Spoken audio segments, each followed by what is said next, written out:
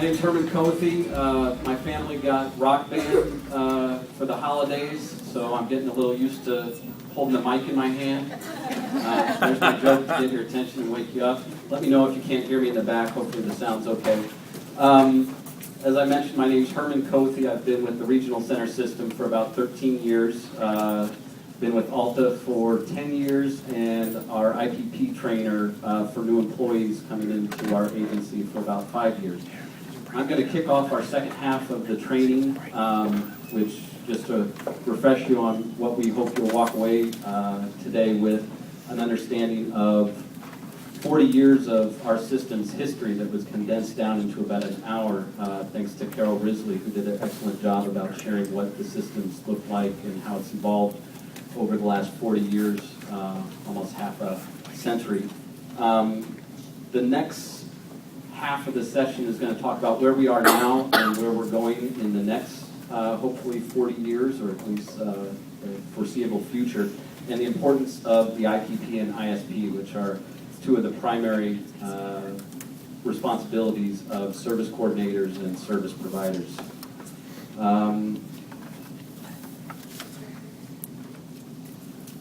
So walking out of here today, hopefully you'll have an understanding of the principles of person-centered planning, which is the philosophy that is used in the development of the individual program plan. You'll understand how the IPP is developed, understand how the ISP is developed. Whether it's your job duty or not, we're all involved in a collaborative process of working together to put these two documents in place. And finally, understanding how the ISP supports the IPP. So we'll recognize the interconnected relationship that exists between the two documents. Quick comment on the IPP and kind of going back to the 40-year history of the development of the regional center system and why we exist.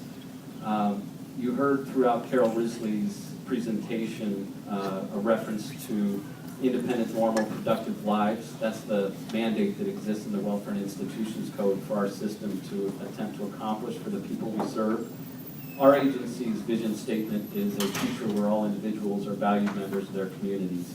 And these concepts of normal, productive lives, valued members of your community are kind of intangible. They're not things you can put your hands on. They're not things that even if someone accomplishes it and you know it when you see it, you don't necessarily get to attribute the success of the individual to the supports that they've received along the way, because we don't know what path they've taken.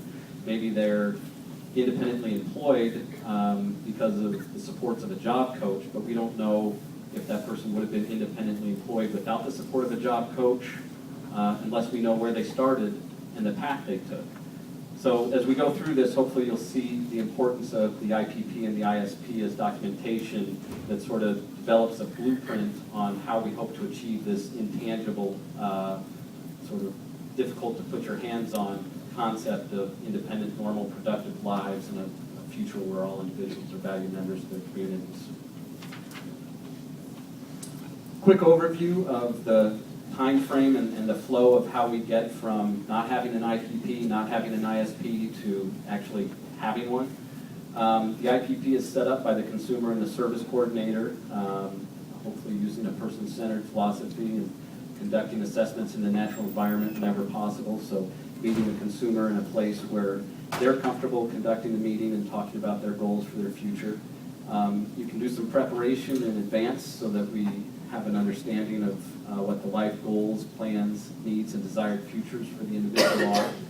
And I think that's something that we're constantly working on. It's not just a one-time deal at the IPP meeting on the consumer's birth month where we sit down and we talk about what it is they want to achieve in life. It's something we're constantly striving for, and if need be, constantly modifying the services and supports in their lives to help them achieve. The IPP team meeting is held, goals are discussed, ISP goals are discussed, and the team agrees how to facilitate achievement of goals and who will assist. That's a collaborative process. We have service coordinators and service providers in this room, and hopefully we're all working towards the same outcome, which is supporting the consumer in achieving their life goals. We do that through conversations. Ultimately, the agreements are written into the documentation that the regional center uses. It's form number 588, which is sort of a blueprint to the service linkage. We don't go into a whole lot of detail about how a certain objective might be accomplished, but what we do arrive at is a decision about which provider we might contract with to support us in that achievement of a particular objective. The provider develops the ISP, and the plans that we'll hopefully use for service delivery are detailed in that service plan. So the IPP is more of a blueprint for service linkage, where the ISP is more of a blueprint on how that service delivery is going to occur.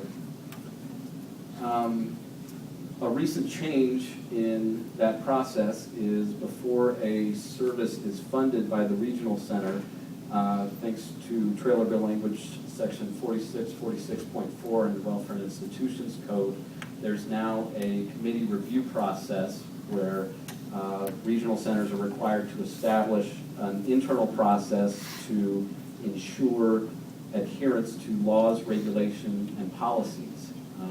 And there are a lot of those laws, regulations, and policies.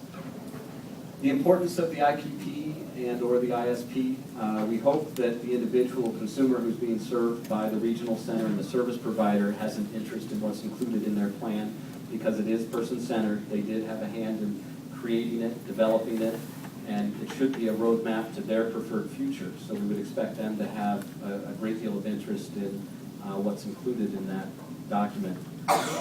Providers should have an interest in what's included in the IPP because it outlines expectations that the regional center has in terms of those important outcomes we were talking about and what you're going to be held accountable for delivering. Case management, and this was written originally for the IPP, but service providers would also have an interest in what's included in the documentation for the delivery of continuity. So if a service coordinator is out sick and a call comes in related to an issue on an individual's caseload, we can look at an IPP and know what the regional center's commitment was to implementing a plan and delivering services. For service providers, if a direct service provider's out sick at a day program one day, we wouldn't expect everything in that person's life to stop and be put on hold until that person returns. Hopefully somebody else could pick up an ISP and continue where they left off the day before. And finally, most importantly, maybe not most importantly, but certainly in this day and age, our funding sources are interested in what's included in our plans.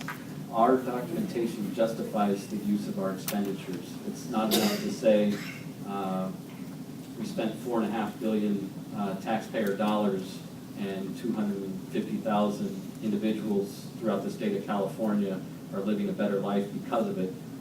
We have to justify that somehow. And our documentation, our IPPs and our ISPs provide that justification. Basic principles of person-centered planning, and I think, again, Carol Risley alluded to a lot of this in the historical perspective of the Lanterman Act, but consumers should have a leadership role, not just should have, but shall have a leadership role in the service design. That means their voice is represented and heard and included in the decision process to develop an IPP. Consumers should be empowered to make choices in all life areas. And this goes beyond just the goal statement of their IPP, and hopefully that'll become a little more clear later. We don't just want to ask somebody what their preferred future is and then ask them to leave the room while we talk about the details about how we're ultimately going to achieve that. When we talk about measuring progress and what options of services are available, that's all part of the IPP process, and the consumer should be involved in every aspect of that, and options should be explained in a way that they can understand and have meaningful input in the development of their plan. And finally, consumers should participate in decisions affecting their own lives. And that's no different than we'd expect for anyone else in terms of having rights and choices. 5 best practice outcomes for person-centered planning. We would hope that at the conclusion of a person-centered IPP meeting that an individual, after a plan is being implemented, would be present and participate in community life, that they would gain and maintain satisfying relationships. And I expand on this a little bit to explain what satisfying relationships are in my mind, and that goes beyond relationships that exist because of the existence of a paid professional support in someone's life. So opportunities to expand natural supports and build upon relationships that anyone else in the community might have, like friends and neighbors and coworkers.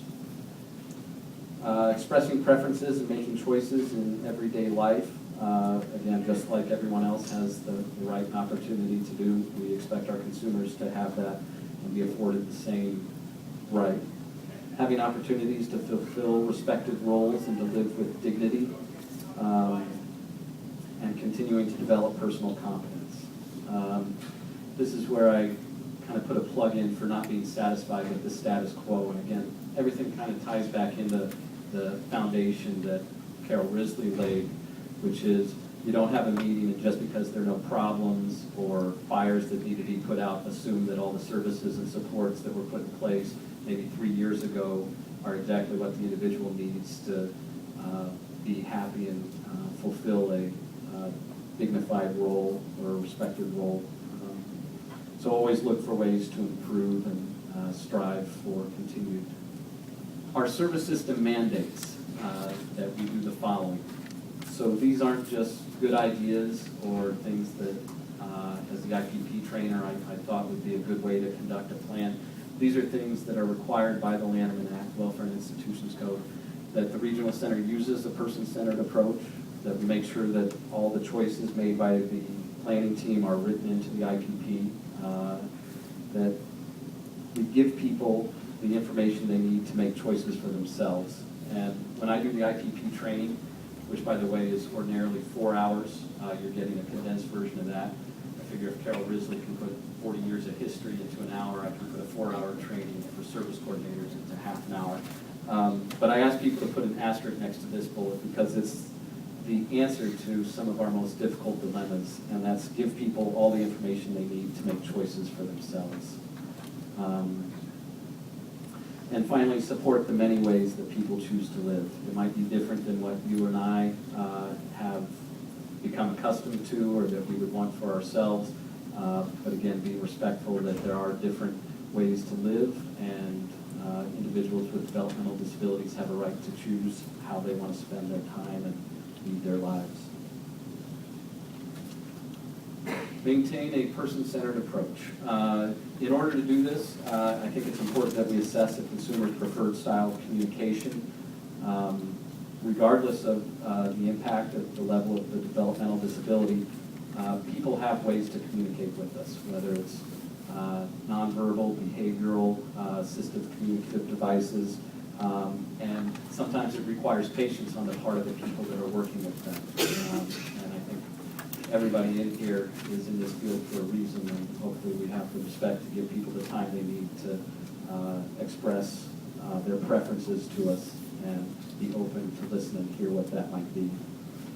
Talking directly to the consumer throughout the entire meeting, so we don't want others to answer for the individual without checking for his or her consent. If someone does have challenges related to verbal communication and there might be a better historian in the room, it's okay to gather information from collateral sources. But it's also important to check back in with the person whose meeting it is and whose life is going to be impacted by the plan to make sure that the information that's being provided is accurate and that they're okay with it. So that's the check for agreement and permission with the consumer, and involve the consumer in circle support as much as possible.